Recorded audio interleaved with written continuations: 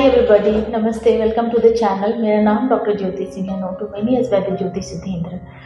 And आज बात करने वाली हूँ मैं आपके साथ एक ऐसे विषय पर जो सबको, मेरे पास ओपीडी में मेरे जो भी पेशेंट्स आते हैं, हर दूसरे व्यक्ति को ये समस्या होती है।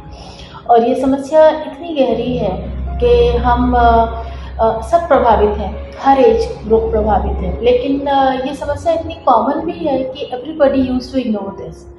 तो आज हम बात करने वाले हैं जिस टॉपिक पर, इस टॉपिक को हम स्ट्रेस के नाम से जानते हैं। और ये ज़्यादातर जो भी पेशेंट्स हैं उनके हर प्रॉब्लम में, हर डिजीज़ को जो लेके आते हैं उसकी जड़ में छुपा होता है। तो आपने नोटिस किया होगा कि जब स्ट्रेस बढ़ता है तो हमारी नींद डिस्टर्ब होती है, डाइजेशन स्लो डाउन हो जाता है, स्किन डल हो जाता है और माइंड हमेशा रेस्टलेस रहता है। आयुर्वेद शास्त्र में कहा गया है, शरीरम सत्कम च अव्यायाम। चरक संहिता का ये रेफरेंस है जो बोलता है कि शरीर और मन का जो संतुलन है यही जीवन को स्थिर बनाता है। आयुर्वेद शास्त्र में स्ट्रेस के मुख्यतः 3 रूट कॉज बताए गए हैं: वात दोष, रजस गुण और ओज का इम्बैलेंस होना। जब वात दोष बढ़ता है तो एंजाइटी, फियर और पैल्पिटेशंस होती हैं। रजस के बढ़ने की वजह से रेस्टलेसनेस, इरिटेबिलिटी और ओवरथिंकिंग होना है। और ओज के कम होने से फटीग, लो इम्यूनिटी, डिप्रेशन लाइक सिम्टम्स आपको मिलते हैं। मॉडर्न साइंस भी कहता है कि क्रॉनिक स्ट्रेस की वजह से कॉर्टिसोल का जो लेवल है वो कंटिन्यूसली बढ़ता रहता है। उसका रिजल्ट होता है कि स्लीप हार्मोन मेलाटोनिन जो होता है वो डिस्टर्ब हो जाता है, गट बैक्टीरिया इम्बैलेंस में आ जाती है और ब्रेन का जो इमोशनल सेक्टर है एमिगडाला वो हाइपर एक्टिव हो जाता है। आयुर्वेद शास्त्र में कहा गया है, मन शरीरस्य अभिन्नम, मतलब मन और शरीर जो है वो अलग अलग नहीं है, ये एक ही सिस्टम का, एक ही एनर्जेटिक सिस्टम का हिस्सा है। और हम इसको अलग समझते हैं, लेकिन आप समझिए कि जब भी आपको कोई मानसिक प्रॉब्लम होती है या कोई भी शारीरिक प्रॉब्लम होती है तो ये अल्टीमेटली मानसिक जो प्रॉब्लम है वो आपके शरीर तक पहुंचता है और शारीरिक दोषों और शारीरिक बीमारियों के रूप में आपको नज़र आता है। जबकि जब कभी भी कोई आपको बॉडी से प्रॉब्लम हुई, लाइक कोई डिजीज़ हुआ और वो लेटर ऑन जाके आपके मन स्थिति को ख़राब करता है और आपको मानसिक रोग से या मानसिक दोष आपके दिखने लग जाते हैं, तो ये अलग नहीं है और ये हमें बहुत ही डीपली समझने की और स्वीकारने की ज़रूरत है। तो आयुर्वेद में कुछ बहुत ही स्पेसिफिक औषधि हैं जो दोष को बैलेंस करती है, स्पेशली मानसिक दोष को, और ये रूट लेवल पे इसको हील करती हैं। इन औषधियों का सेवन आपको करने से पहले हमेशा किसी वैद्य की या चिकित्सक की परामर्श लेनी है, यूं ही अपने आप से नहीं लेना चाहिए, क्योंकि हर चीज़ का अति सर्वत्र वर्जेत कहा गया है। तो आप समझे कि अगर आप बिना निगरानी के और बिना जानकारी के अपने आप से लेंगे तो हो सकता है कि कुछ नुकसान पहुँचे। हालांकि कहा जाता है कि आयुर्वेद शास्त्र में कि औषधियाँ नुकसान नहीं करती हैं, पर हमेशा ये याद रखें। तो ये औषधियाँ जो हैं ये बहुत ही स्पेसिफिक हैं जिनके बारे में मैं आपको बताने वाली हूँ, और इनका बहुत ही डीप रोल है आपके मानसिक स्थिति को, आपके स्ट्रेस लेवल को कम करने के लिए। तो जो सबसे पहले औषधि है इसका नाम अश्वगंधा है। अश्वगंधा रसायन अश्वगंधा है। अश्वगंधा रव्य कहलाती है, रसायन हर्ब के नाम पे पहचान है इसकी। ये कॉर्टिसोल को नेचुरली बैलेंस करती है। क्लिनिकल स्टडीज़ के सॉल को नेचुरली बैलेंस के हिसाब से 8 सप्ताह तक अगर आप इसको रेगुलर यूज़ करते हैं तो आपके एंजाइटी के स्कोर्स जो है उसमें 30% तक रिडक्शन आता है, और ये क्लिनिकल बेस है। सेकेंड हर्ब जो है ये कहलाती है ब्राह्मी, जो कि मेध्य रसायन के तौर पे आयुर्वेद में प्रचलित है। इसके बारे में कहा गया है, मेध्यम स्मृतिकरम स्वादुम शीतलम ब्राह्मी नाम। तो ये मेध्य है। मेध्य रसायन का मतलब कि ये ब्रेन को और मेमोरी को एज अ टॉनिक, मतलब ब्रेन और मेमोरी के लिए टॉनिक के तौर पे है। गाबा रिसेप्टर्स को एक्टिवेट करती है और माइंड को आपके काम करती है।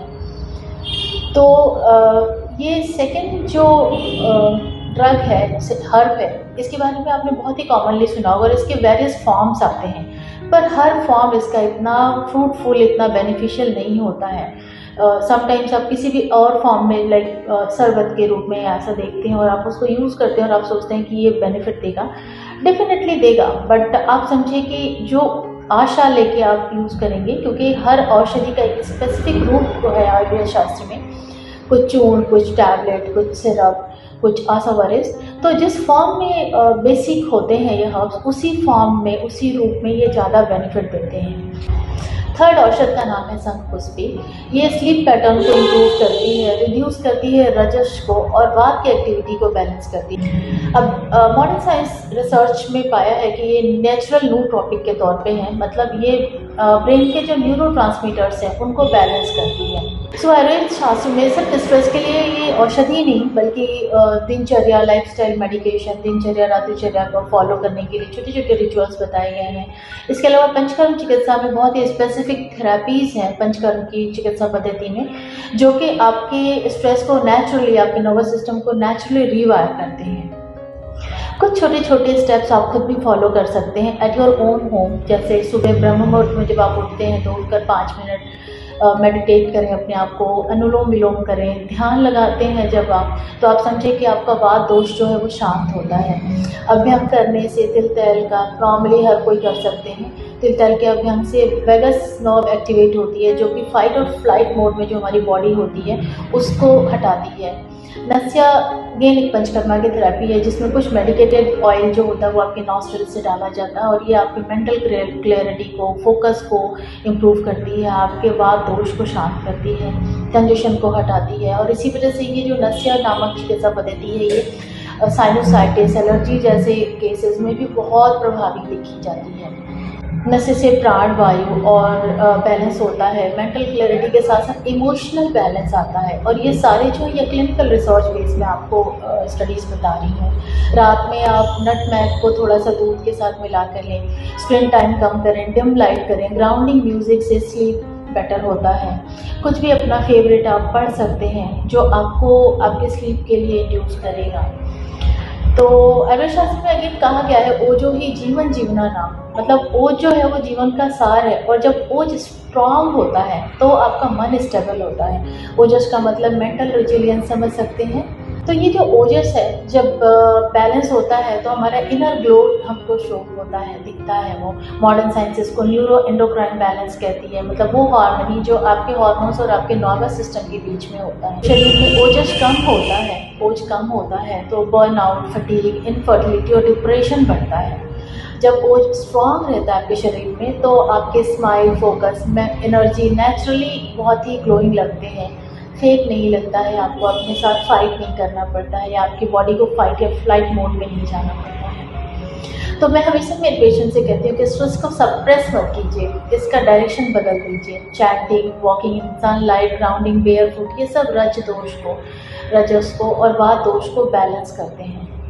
श्रीमद् भगवद गीता में वर्णन आया है जो कहता है मन एवं मनुष्याणाम कारणम बंध मोक्षो, मतलब mind itself is the cause for bondage and liberation. तो जब मन कंट्रोल में होगा तो स्ट्रेस भी हीलिंग का एक टूल बन जाता है बेसिकली। So take care. तो स्ट्रेस से आप भी लड़िए मत, उसको समझिए और उसको ट्रांसफॉर्म कीजिए, अपने ओजस को प्रोटेक्ट कीजिए। यही आपका बेसिकली रियल इम्यूनिटी होता है और आपका पीस एनर्जी होता है। तो अगर आप आयुर्वेद के थ्रू स्ट्रेस को और हार्मोन्स को बैलेंस करना चाहते हैं तो आप हमसे कंसल्ट कर सकते हैं। आपको डिस्क्रिप्शन में सारी डिटेल्स मिल जाएंगी।